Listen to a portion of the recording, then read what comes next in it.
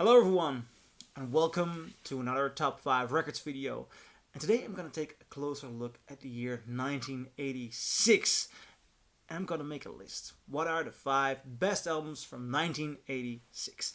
And 1986, it's a tough year, it's a very diverse year, and it's one of the years I love. And I'm going to kick it off immediately by the number 5 spot.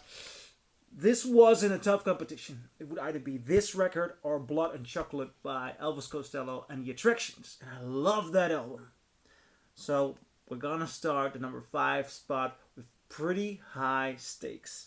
I'm gonna kick this list off for certain with this album. Graceland by Paul Simon. This is a beautiful album, and it is completely, it is unique in the repertoire of Paul Simon. I think it's one of the 80s defining albums, and it's just number 5. But it's one of the 80s defining albums. Paul Simon went on to record this with a bunch of musicians from, I believe, street musicians from South Africa. So there are loads of South African influences. There are even Zulu influences here, and it makes for quite the interesting, beautiful albums. I mean, Graceland is a concept album which, I mean, this might be Paul Simon solo at his best. This or Still Crazier after all these years. But perhaps I should do a top 5 video on Paul Simon solo records one day.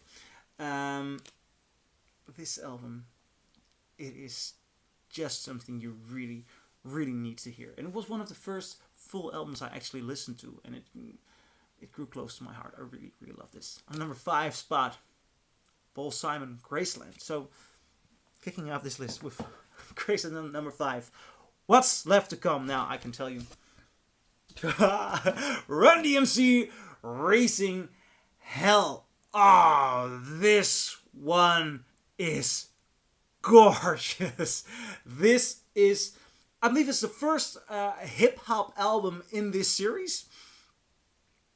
It is produced by Rick Rubin, and alright, I'm gonna drop this one already. This is not the only Rick Rubin produced album at this moment.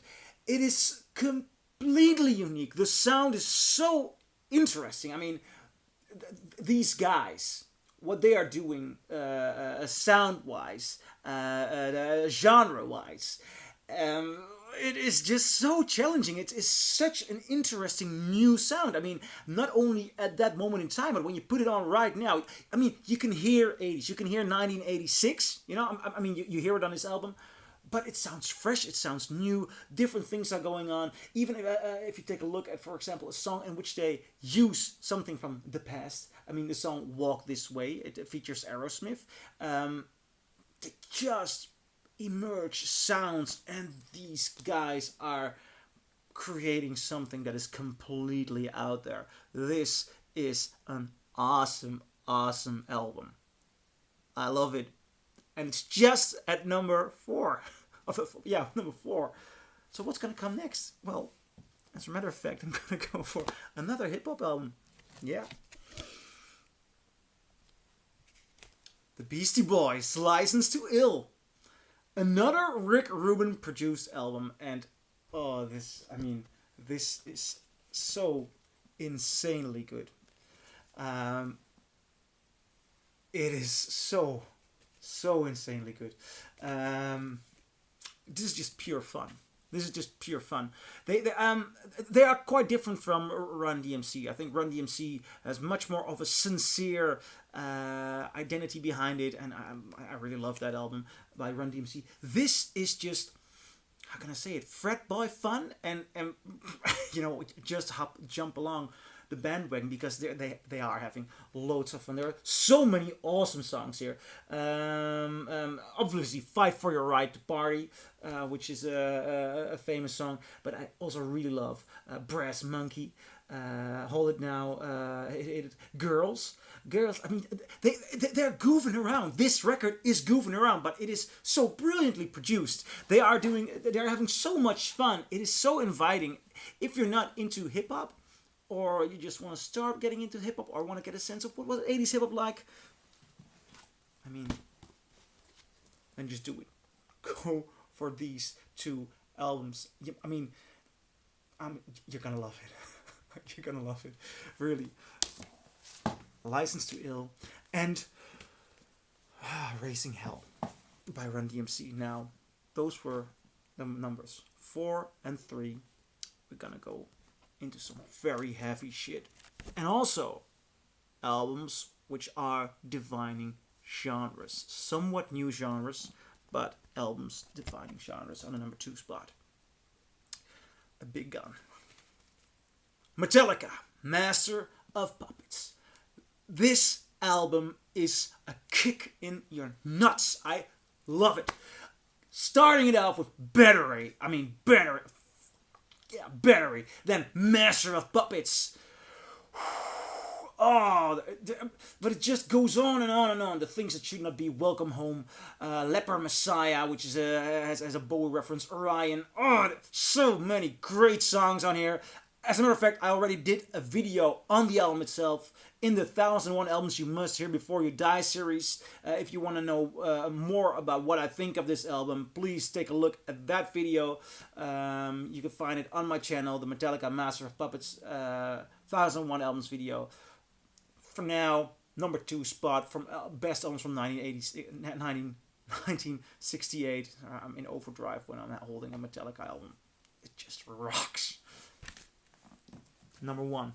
What is the best album from 1968? 68, 86. Sorry guys, my English is letting me down. 86. I made a mistake earlier, didn't I? Nevertheless, number 1 spot. Best album. The Smiths. The Queen is Dead. This is pure pop poetry. I really, really love this album. What I'm holding here is a first British pressing. I was lucky enough to find one last year when I was working in London. This album opens with the most gorgeous track, The Queen is Dead. There is chaos on the record.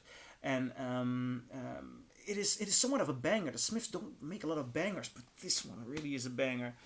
And Morrissey's lyrics are so interesting. I mean, this guy's telling stories. Then you go over to Franklin, Mr. Shankly. Great, fun little song. A lot of irony, a lot of humor in there as well. Morrissey has a very precise sense of humor, and he's pretty good. Then it goes into I Know It's Over and Still I Say. It's I Know It's Over is one of the best ballads from the 80s. Perhaps one of the best ballads ever. I Know It's Over. It's so good. The drums and the guitar. Johnny Marr is so good on here. Never Had No One Ever. Beautiful ballad as well. Cemetery Gates. Good song. Big Mouth Strikes Again. Wow, a Smiths classic on here. The Boy with a Thorn in His Side. Also one of the best Smiths songs. Vicar in a Tutu. Nice little gem. Not beautiful. Nice little song. There's a Light That Never Goes Out. I mean, epic. Great song. And the ending, to end it off with Some Girls Are Bigger Than Others. This is a world on its own. The Smiths made one of the best records of all time. I mean, this is just one of the best records of all time. Love it. If you're interested in my opinion on the Smiths, I also did a top 5 video on the best 5 Smiths albums, so you can find it below. Now, those are my 5 best albums from 1986. What do you think? 1986. Yeah, I said it right. 1986.